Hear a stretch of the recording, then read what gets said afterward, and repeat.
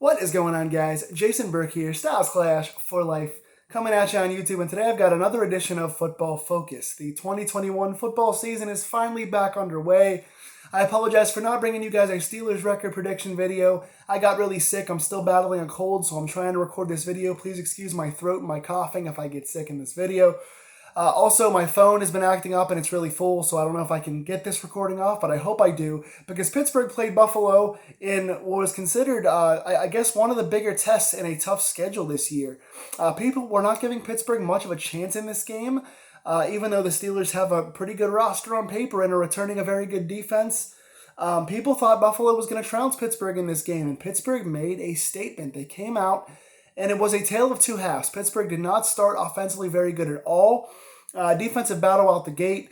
First play of the game, Buffalo, Isaiah McKenzie returns the ball to the Pittsburgh 10-yard line and a big, gigantic kickoff return. So right away, the Steelers are starting off.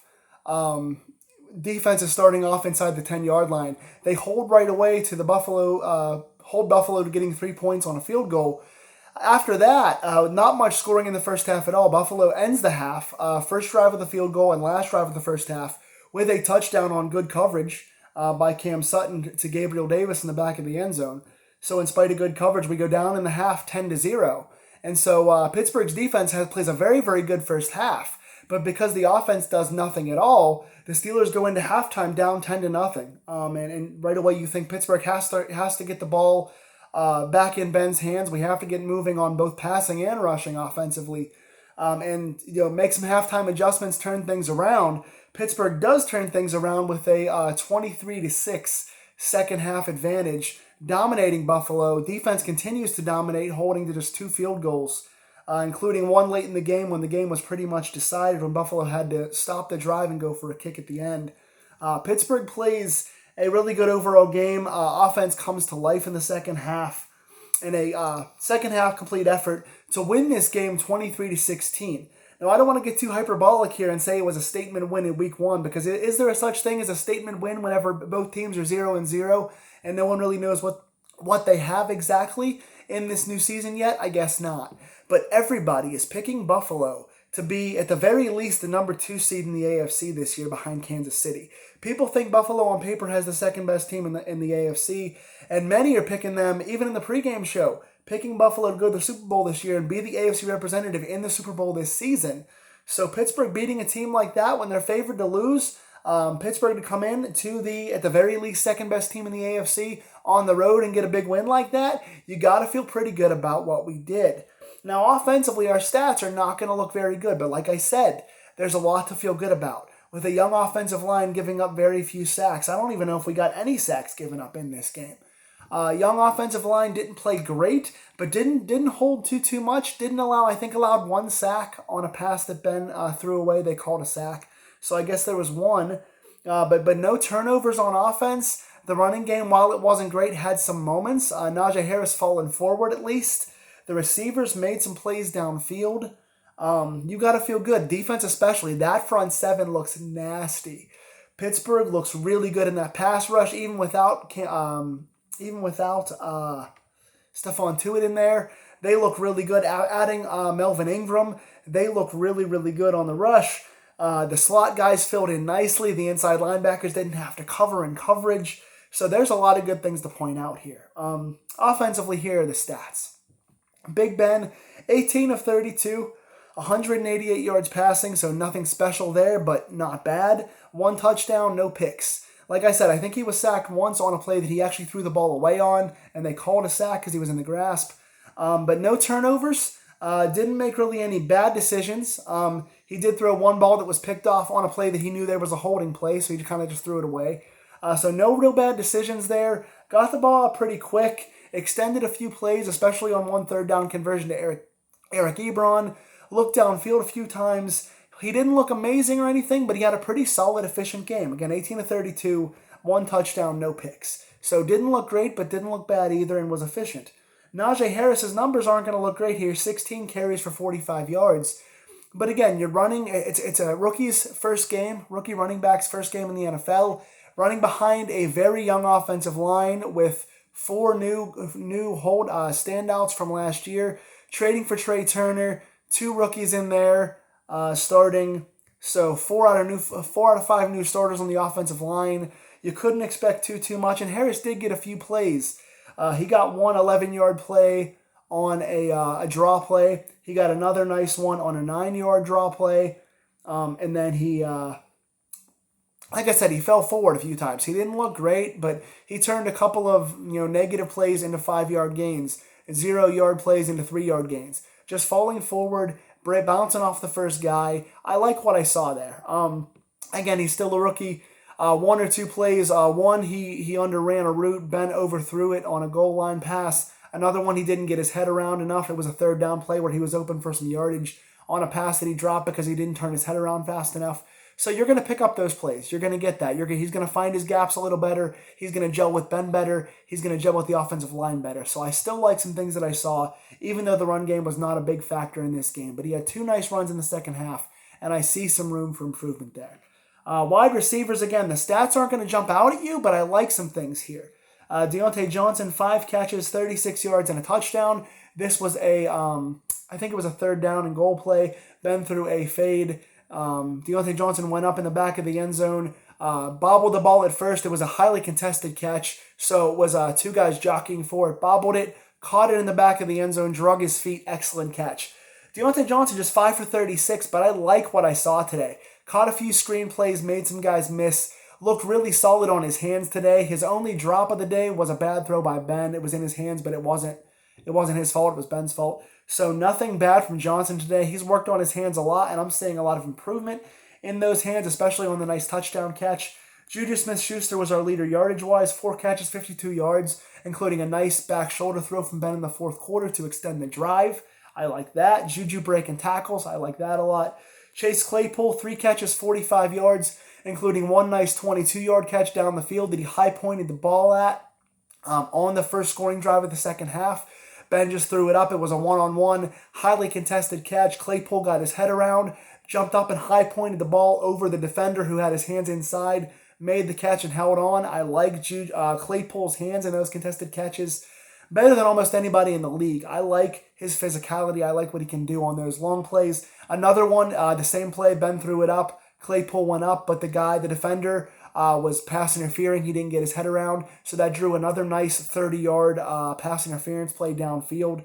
Plus, Claypool also got a nice 25-yard end around, reverse play when he got a rush that Pat Freiermuth blocked on very nicely. So Claypool getting involved in pass interferences, downfield catches, and runs. I mentioned Freiermuth. He got the start today on the lineup sheet. He looked really good. Ebron did catch one nice 3rd down conversion downfield.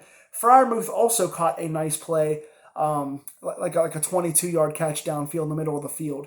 He got a big catch on that scoring drive, also got the block on Claypool's end around. So I like both tight ends here. So no one's stats are going to show more than 52 yards receiving, but it was spread out nicely. Washington got a nice screen as well. We saw screens. We saw a few downfield shots. We saw some good blocking plays. We saw some broken tackles. I like what this group, these 4 receivers and 2 tight ends, I like what they're going to bring to the table. Freiermuth is going to see more goal line stuff. Najee is going to see more goal line stuff. I like where we're headed, even though we got off to a slow start down 10-0. But I feel good about 23-6 in the second half. Very good rebound by the offense. Defensively, I like everyone's efforts here. We gave 16 points up. The first 3 was only because of the long special teams blunder where McKenzie brought it down to the 10-yard line, so nice hold even though they scored 3 points there. The touchdown drive was nicely defended by Cam Sutton, but they still scored on a nice catch by Gabriel Davis. Other than that, just 2 field goals in the second half. One was a couple long run plays when Pittsburgh kind of fell asleep after they got a lead, and then the last one was Buffalo was losing yardage, and they had to score. They were down by 2 scores, so they had to go for a field goal and got it at the last minute. So I feel good about that second half, really the whole game, to be honest with you. T.J. Watt, big day, 2 sacks and a forced fumble. Got the first turnover of the season. Got a strip sack for a forced fumble that Cam Hayward recovered. Got another sack later in the game as well. Got several quarterback hits that I like. Cam Hayward was our second big star on defense. He got a sack in this game. He got a forced fumble in this game. He recovered the fumble on TJ Watt's hit, and he also got 2 pass deflections. Massive days. Again, Watt, 2 sacks and a forced fumble. Hayward, sack, forced fumble, fumble recovery, 2 deflections. 2 big days there. 2 absolute stars, Hayward and Watt. You got to feel good about Melvin Ingram getting a pass deflection and 2 big hits on the quarterback. Highsmith got a few running back tackles and a few nice hits on the quarterback. That whole front 7 looks really, really good in there. I feel great about those guys. Those guys we knew about. What we weren't sure about was the secondary, and let me tell you about those guys. Cam Sutton balled out today. Big star on the helmet for Cam Sutton today. Love what he did. He started on the outside, and I said that he shouldn't. I thought that James Pierre should have started on the outside and have Sutton start in the nickel. I was wrong about that today. Cam Sutton, excellent. Good pass deflections. Even on the touchdown he gave up, he was physical. He was in the right spot, jumping all over the place. Got a nice tackle on a 4th down stop on the running back, where he read the running back play on a 4th down play. Beautiful deflection around the goal line. Played the touchdown nicely. I love what Sutton did today. He was physical. He was getting quick tackles and defending a lot of the 2 receivers outside, Cole Beasley and especially on Stephon Diggs. Most of Diggs' damage came from when Pierre came in. Pierre had kind of an up and down game. Didn't play much in the first half. Gave a few short things up to Diggs in the second half, and then got a really nice pass deflection in the 4th quarter. So I think Sutton outplayed Pierre today in his reps. Sutton was a baller today. Good stuff. Trey Norwood, didn't expect that. Didn't like his preseason too much. Didn't like what I saw. Tomlin saw something I didn't see. He was playing in the nickel today more than Pierre and more than Sutton were, and I love what he was doing. He was getting up on running backs. He was getting in the passing lanes. He was playing at the safety spot. He was just jumping around, getting a lot of deflections. He was in the run game. He was in the pass game. He looked more physical in this game with his hands and his reading of plays than he did the whole preseason. Big star for him. Arthur Mullett played nicely today in the slot. He got 1 or 2 nice pass deflections and 1 or 2 nice plays on special teams. Like what I saw from those guys.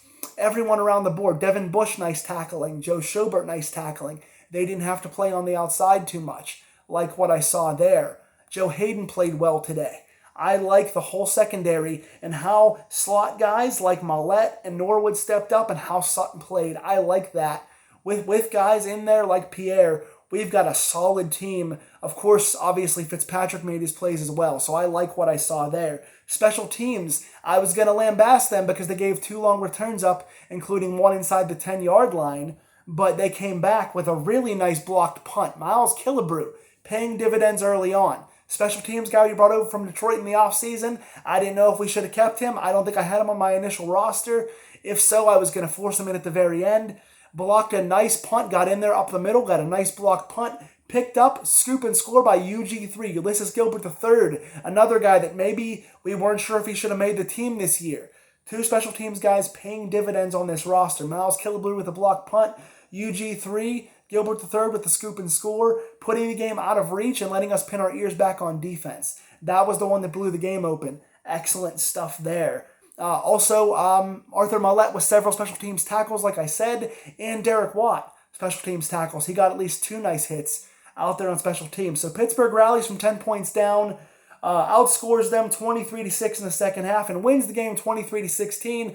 Offense improves in the second half. Defense looks baller throughout. Special teams gets a score as well.